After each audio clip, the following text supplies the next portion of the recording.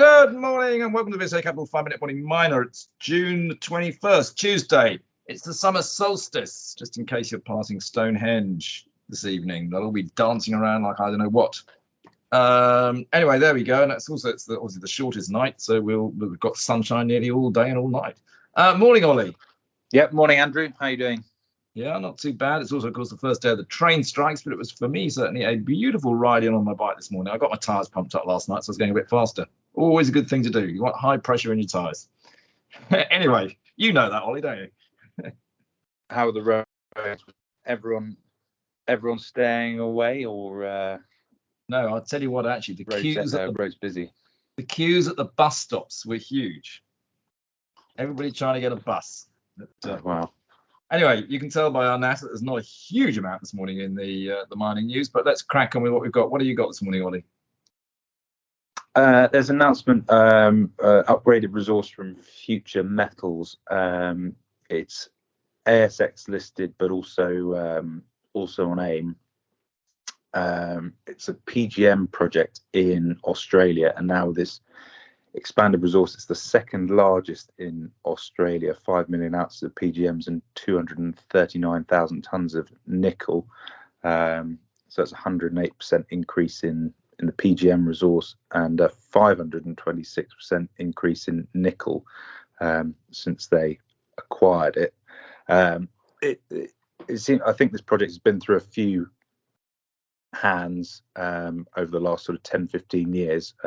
This is the first time it's really been a sort of single focus for a company. It was previously an underground operation, but this additional mineralization that's been added into the resource now means they can look at it as a bulk tonnage open pit operation, and then perhaps going into some different underground approaches, whether that's selective mining on a high grade basis, or again bulk tonnage on a more moderate grade. It's obviously a large resource, and there's a lot of exploration upside. There's still quite a bit of met work to be done. The initial work looks pretty encouraging, with sort of recoveries of 70 to 80%, but I think they're trying to balance still, how they get the recoveries up across the board with the different commodities they've got there. And they're now looking at approaches that have been successful in South Africa but not used on this deposit before. So still some way to go on that to crack it, but quite an interesting project. And we like the management team. Justin Tremaine is chairman, who had great success with Exor Resources a couple of years back. Always good to back a good management team. Changing the subject completely, sort of thing. Not that I'm saying they're not a good management team, but I see Kazira have made a rare earths acquisition in Kenya, which is a slight divergence for them because they're basically down in Namibia and South Africa, aren't they? Yes, it looks like a fairly early stage rare earths project. Some of the slightly quirkier metals within that looks like neodymium and lanthanum, which is a new one to me.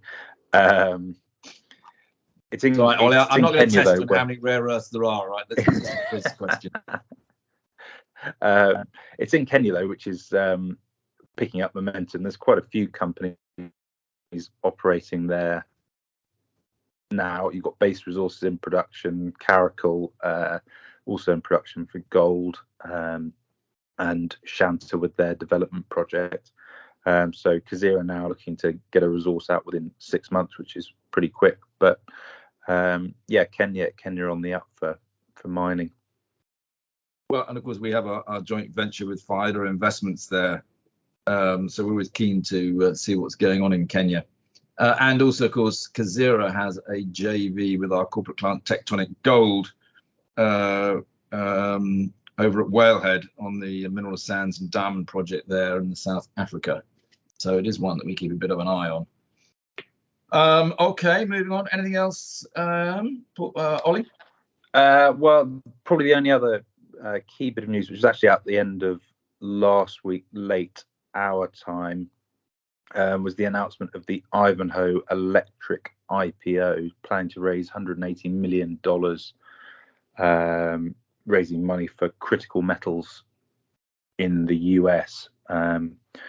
Arizona, Utah, and Montana is going to be the focus for exploration, looking for copper, gold, silver, nickel, vanadium, and PGMs. I don't think those metals would come as a surprise to anyone who's followed Robert Friedland and the projects that he's been working on up and downstream in the metal space for the past few years. But even though IPO markets are quite weak at the moment, there is this big strategic shift in terms of looking for metals away from sort of Chinese controlled supply chains.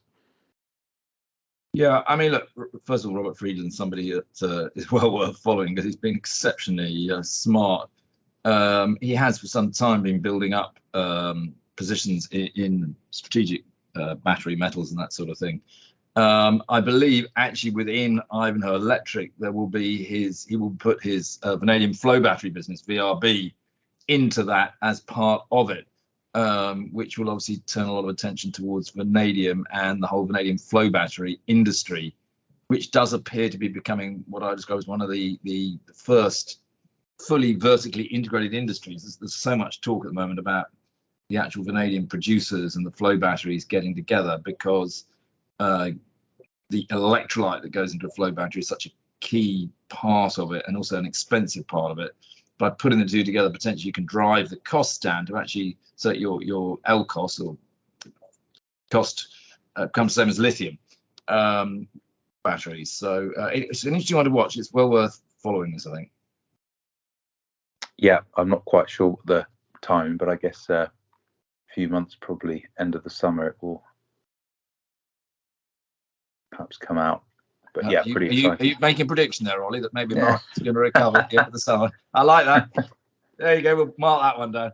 All right, let's call it a day there because that's about all the news. There we go. Thanks, Andrew.